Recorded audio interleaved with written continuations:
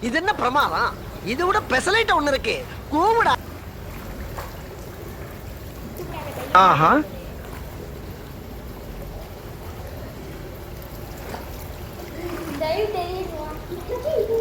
ஏட்டசிக்கப்பட்டமே.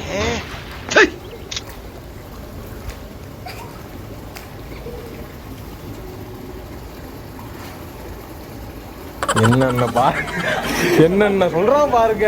கம்பி கட்டுற கதையெல்லாம் எழுத்து போடுறாங்க.